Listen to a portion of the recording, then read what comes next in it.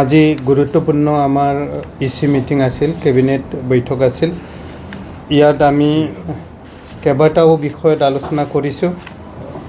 এতিয়া আমি তাৰে ভিতৰত আমি সিদ্ধান্ত লৈছোঁ BTCৰ ভিতৰত মাৰ্কেটছ এণ্ড ফেয়াৰ বিভাগত আমি নতুনকৈ কেইবাটাও কেটেল মাৰ্কেট স্থাপন কৰিম আৰু বন্ধ হৈ থকা যিখিনি কেটেল মাৰ্কেট আছিল সেইবিলাকক খোলাৰ কাৰণে ইতিমধ্যে আমি আজিৰ কেবিনেট বৈঠকে সিদ্ধান্ত ল'লে আৰু আমি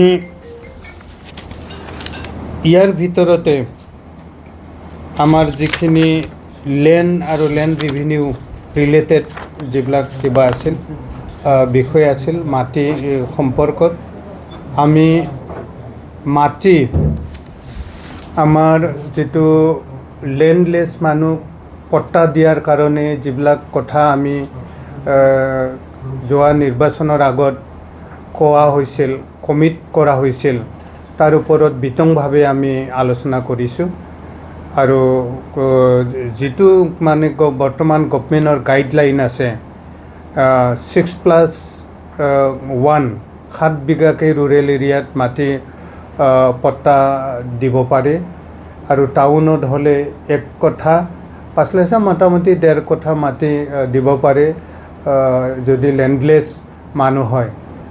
তেওঁলোকক মানে কেটেগৰীবিলাক কেনেকৈ আমি চিনাক্ত কৰিম, লেণ্ডলেছ মানুহ হয় নে নহয়, এই সকলোবিলাক হেৰি কৰাৰ কাৰণে আমি একোটা জোন কৰি পেলাই আমি কমিটি বনাই গোটেই বিষয়বস্তুটো চোৱাৰ কাৰণে লেণ্ড এণ্ড ৰেভিনিউ ডিপাৰ্টমেণ্টৰ আণ্ডাৰত আমি তেনেকুৱা জ'নেল কমিটি গঠনৰ সিদ্ধান্ত লৈছে। ইতিমধ্যে চিৰাঙত, কোকৰাঝাৰত এই কমিটিবিলাক গঠন হৈছে আৰু বাকী আমি ওদালগুৰি, তামোলপুৰ, বাক্সা এইবিলাকতো কৰিম আৰু ইতিমধ্যে আমি আজি যিকেইটা আমাৰ PPP মোডত চলালে পাব্লিক প্ৰাইভেট মানে কিবা এনেকৈ পাৰ্টনাৰশ্বিপ PPP মোডত কেইবাটাও ইনষ্টিটিউশ্যন চলোৱাৰ কাৰণে সিদ্ধান্ত লৈছে, যিবিলাক মানে আমি বেছি ৰিস্ক যাতে ল'ব লগা নহয়। BTC চৰকাৰে আমাৰ কিবাৰ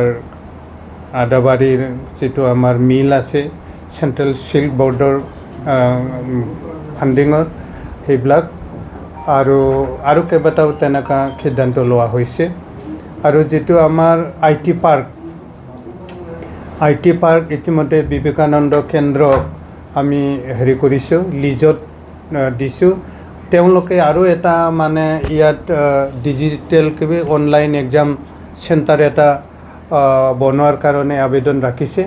গতিকে আমি তেওঁলোকক বিবেকানন্দ কেন্দ্ৰকে এই অনলাইন এক্সামিনেশ্যন চেণ্টাৰ বনোৱাত হেৰি কৰিছে। তেওঁলোকে আমাক আৰু এনাডাৰ ৰেভিনিউ এটা পাৰ্ট এগ্ৰিমেণ্ট কৰিব, তেনেকৈ দিয়া হ'ল। তো আৰু আটাইতকৈ চিৰিয়াছ আজিৰ ইচি মিটিঙত লোৱা সিদ্ধান্তটো হ'ল বৰ্তমান যিটো মানে মিডল ইষ্ট এছিয়াৰ আমাৰ চাউথ এছিয়াৰ যিটো যুদ্ধ আমেৰিকা, ইৰাণ আৰু ইজৰাইলৰ মাজত যিটো যুদ্ধ লাগি আছে, যিটো হুৰমুজ ষ্ট্ৰেইটৰ যিখিনি আমাৰ গেছ তেল টেংকাৰবিলাক আহি আছিল, সেইটো বন্ধ হোৱাৰ ফলত যি মানে আৰ্থিক সংকট দেখা দিছে, যিটো ক্ৰাইচিছ পেট্ৰল ডিজেল বা গেছৰ যিটো ক্ৰাইচিছ হ'ল, সেইবিলাক ক্ৰাইচিছ হোৱাৰ পিছত যিটো মানে হেৰিটোৰ অভাৱনীয়ভাৱে আমাৰ বস্তু বাহানিৰ দাম বৃদ্ধি হ'ল। ডিজেল পেট্ৰলৰ দাম বাঢ়িল, ডিজেলৰ দাম বঢ়াৰ লগে লগে খাদ্য বস্তুৰ দাম বাঢ়াৰ মানে ইতিমধ্যে আৰম্ভ হৈছে।